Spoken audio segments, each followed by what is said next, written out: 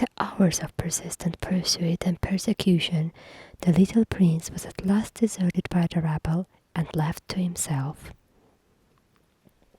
As long as he had been able to rage against the mob and threaten it royally, and royally utter commands that were good stuff to laugh at, he was very entertaining. But when the weariness finally forced him to be silent, he was no longer of use to his tormentors, and they sought amusement elsewhere. He looked about him now, but could not recognize his locality. He was within the city of London. That was all he knew. He moved on, aimlessly, and in a little while the houses thinned, and the passers-by were infrequent.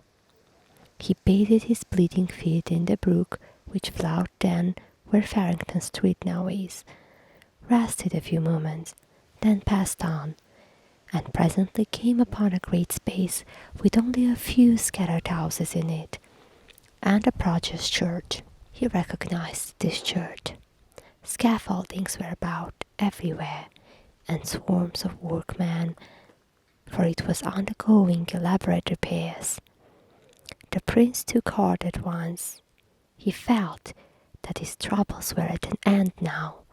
He said to himself, "It is the ancient Grey Friars' Church which the king, my father, had taken from the monks and given for a home for every poor and forsaken children, and new named it Christ's Church. Right gladly will they serve the son of him who had done so generously by them, and the more that that son is himself as poor and as forlorn as any that be sheltered here this day or ever shall be." He was soon in the midst of a crowd of boys who were running, jumping, playing at ball and leapfrog, and otherwise disporting themselves, and right nosily too. They were all dressed alike, and in the fashion which in that day prevailed among serving men and apprentices, that is to say, each had on the crown of his head a flat black cap about the size of a saucer, which was not useful as a covering, it being of such scanty dimensions, neither was it ornamental. From beneath it the hair fell, unparted, to the middle of the forehead, and was cropped straight around, a clerical band at the neck, a blue gown that fitted closely and hung as low as the knees or lower, full sleeves, a broad red belt, bright yellow stockings gartered above the knees, low shoes with large metal buckles. It was a sufficiently ugly costume. The boys stopped their play and flocked about the prince, who said with native dignity, "Good lads, say to your master that Edward, Prince of Wales, desired speech with him." A great shout went up at this, and one rude fellow said, "Marry, art you his grace's messenger beggar?" The prince's face flushed with anger, and his ready hand flew to his hip, but there was nothing there. There was a storm of laughter, and one boy said, "Didst mark that? He fancied he had a sword, belike he is the prince himself." This sally brought more laughter. Poor Edward drew himself up proudly and said, "I am the prince, and it is ill besmeed that you fed him upon King my father's bounty to use me so." This was vastly enjoyed, and the laughter testified. The youth, who had first spoken, shouted to his comrades, "Ho, swine, slaves, pensioners of his grace's princely father, where be your manners? Down on your marrow bones, all of ye, and do reverence to his kingly port and royal rags." With boisterous mirth they dropped upon their knees in a body, and did mock homage to their prey. The prince spurned the nearest boy with his foot, and said fiercely, "Take thou that, till the morrow come, and I bid thee give it." "Ah, but this was not a joke. This was going beyond fun. The laughter ceased on the instant, and fury took its place. A dozen shouted, "Hail him forth to the horse pond, to the horse pond! Where be the dogs? Oh, there, lion! Oh, fangs!" Then followed such a thing as England had never seen before. The sacred person of the heir to the throne, rudely buffeted by plebeian hands, and set upon and torn by dogs.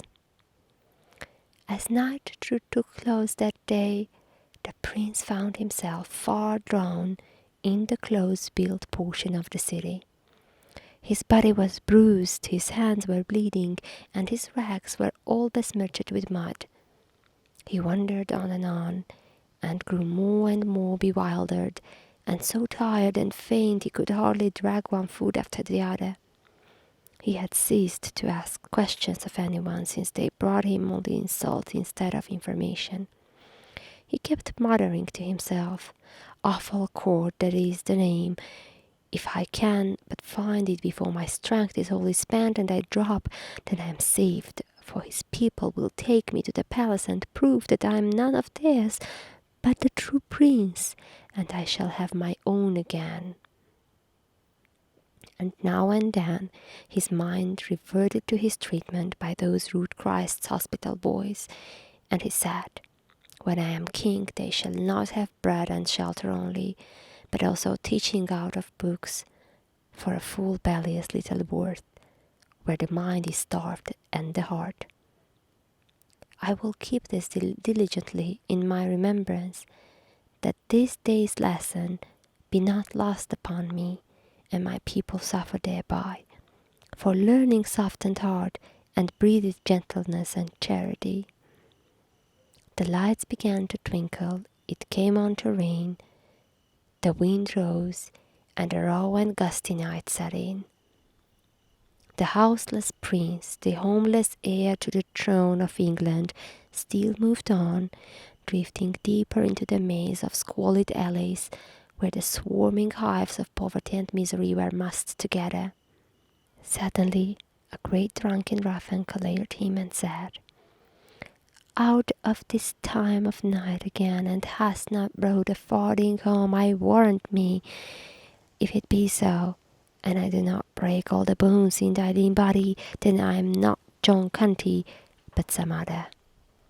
The prince twisted himself loose, unconsciously brushed his profane shoulder, and eagerly said, "O art his father truly?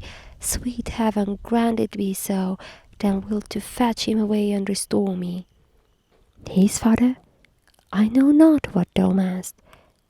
I but know I am thy father, as thou shalt soon have cause to.